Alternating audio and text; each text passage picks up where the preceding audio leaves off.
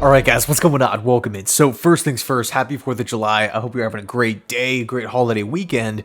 But in this one, I wanted to quickly pop on and ask the question, do you think the Jets are going to be signing any more free agents this offseason, right? Of course, we have to not really factoring in so much like the waiver wires or younger guys that, don't make it with another squad in training camp and then they end up getting picked up by another team, or in this case, the Jets, a little later on in the process. I'm talking about the current free agents out there, right? The guys that could be looking to sign a one-year contract, not in every case like the Dalvin Cooks of the world, maybe even the DeAndre Hopkins, but given the current state of the free agent market, do you think the Jets are going to be bringing anybody else in? We've seen Joe Douglas make some late summer signings before, whether you want to talk about, this season with Adrian Amos, a signing that I loved, Morgan Moses a couple years ago, last year Quan Alexander, to kind of put the finishing touches, if you will, on a team that has Super Bowl expectations. That is not hyperbole. With Saleh going into year 3 of his head coaching career with the New York Jets and really overall so far,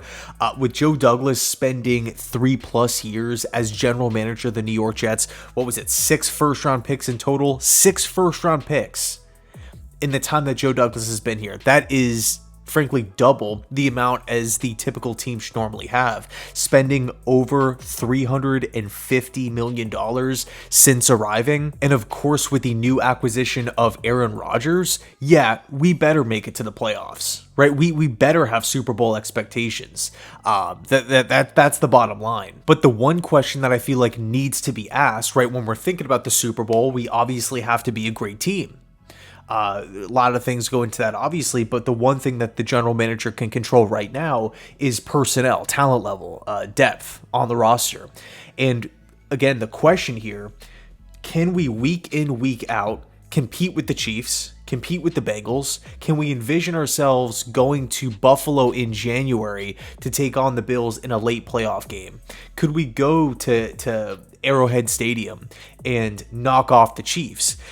If that question isn't 100% yes, I'm not saying be the favorite, be a double-digit point favorite going into every single game, but you have to have confidence as an organization and also look at it as objectively as possible to, step away from your own moves that you've made. Because obviously, whenever you're running a show, you're the head guy in charge, you're going to be thinking highly of the players that you just drafted, the players that you just signed, you just traded for.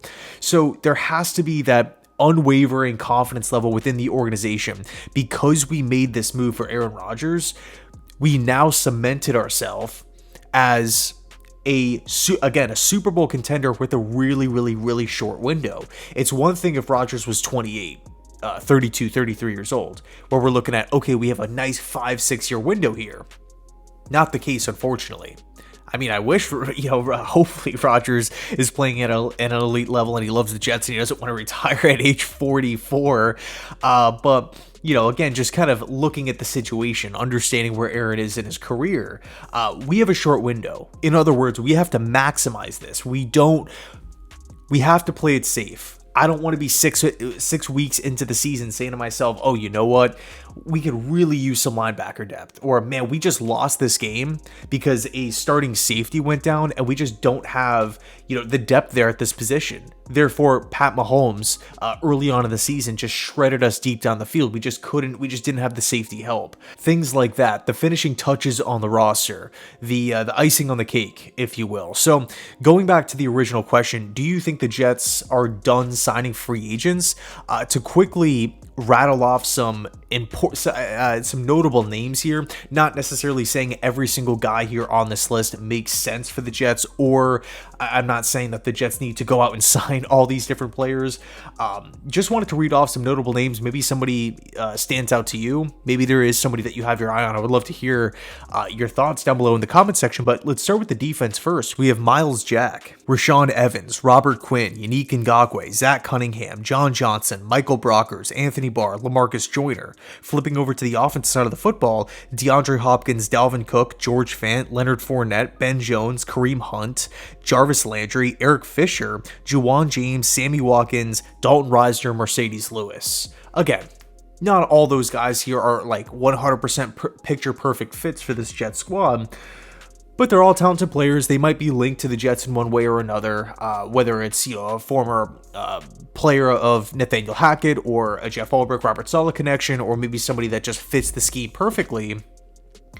And also with the Jets having roughly $21 to $24 million in cap space right now, I think it's a fair question to ask, but I will say this. There is a free agent on the market that wasn't in that list that I think should be the number one priority. I don't want to, continue to sound like a broken record here, but it's Quan Alexander. I think that's an absolute no-brainer move, one that frankly needs to get done. The only deterrent for me is if Quan is asking for like $6 million a season, then it's like, okay, I kind of understand it. And factoring in that it's 4th of July, right? First week of July here, and the Quinnen Williams extension is still not done. I'm hearing these different, not necessarily reports, but just, rumbling saying, hey, this is something that needs to get done before training camp. You don't want this to be a distraction, potentially Hard Knocks coming in the building and blowing that out of proportion as well. With with the show, if Quinnen Williams is not there, right, and these episodes are being broadcasted and everybody's watching and everybody's tweeting about it, blowing it up, it could become a distraction. Inside information, inside conversations being, again, broadcasted to everybody on TV. It's like, all right, let's just sign that. Let's just extend Quinnen. It's not like we're in a situation where we don't know what he is. It's not like he is a random free agent out there and we don't know how he's going to fit with Robert Saleh. How is he going to gel with the personnel around him? How is he going to perform in like this 4-3 system? It's not like he's 35 years old. We drafted him. We already have, most importantly, we already have the market set. We know what the top end defensive tackles are getting paid. I mean, 4 of them signed this offseason? Really, really similar deals. Jeffrey Simmons, Daron Payne, Javon Hargrave, and Dexter Lawrence. We can look at those 4 contracts right there and say, this is the blueprint. Right? It's going to be somewhere around that range, probably not towards the lower end, but in that given range, probably up towards Jeffrey Simmons. And it seems like the longer the Jets wait, and you can make this argument for a lot of different players, quarterback, a lot of different players, corner as well, the longer you wait to pay your young guy that everybody knows is going to be there, the more you're going to have to shell out in the end, especially with the cap continuing to rise. That doesn't look like it's slowing down anytime soon. So let's just extend Quinnen Williams. I mean, let's get it done. Let's get rid of the headache. Everybody knows Quinnen wants to be back. The Jets are saying that they want him back and that they're not sweating it being done. But again, who's the last star defensive tackle that's still out waiting for his extension? It's not Simmons. It's not Daron Payne. It's not Dexter Lawrence, right? So let's get it done. And also we have to factor in the Aaron Rodgers contract restructure, something that's been talked about for literal months now, still not done. I'm not sure where the Jets stand on it. I'm assuming that actually gets done first here. I could be wrong, but one of the benefits here with extending Quinnen Williams, because you're re-upping him, because you're giving him a new contract, you could essentially lessen the cap hit for Q this season because it's the 5th-year option, and then put more towards next season or the season after that, or backload the deal, giving the Jets more cap space for this offseason. Which I think could obviously benefit the team in the short term. And clearly, again, with the acquisition of Aaron Rodgers and looking at the track record of moves that Joe Douglas has made so far with all these contract restructures, Uzomah, Conklin, pushing all this money into the future, everybody's taking less this season, whether it's a pay cut or it's saying, no, we're just rearranging numbers here. You still owe me my money. It's just going to be next season or in 2 years, stuff like that. So it's 1000% clear that the Jets are opting to, they're really pushing the short-term success here. And, again, I talked about it before. The last place I want to be here is week 9, week 10, saying to myself, man, we have an injury here and we just don't have the depth.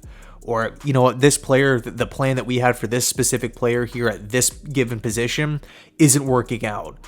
Man, we really could have used Quan Alexander. We really could have used whoever it may be that's still out in the free agency market. It's not like these guys are asking for $20 million a season. I think anybody that the Jets realistically want, they could probably go and get. But you have to ask the question, because the window is so short, because we're pushing all of our chips into the middle of the table with these short-term moves and contract restructures.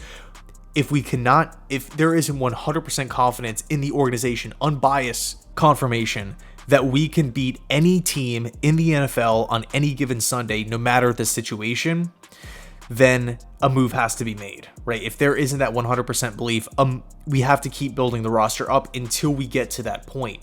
You're not a Super Bowl contender if you can't knock off the 1 or 2 seed. It's just like out of the cards.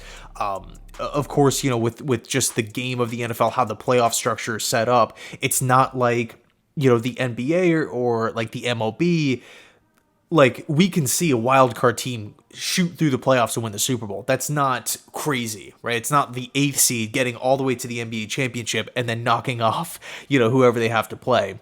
Lot tougher road, a lot different of a situation. So let me know your thoughts down below in the comment section. I'm super excited about this. I know, again, this is on 4th of July here, so I appreciate you taking the time to watch.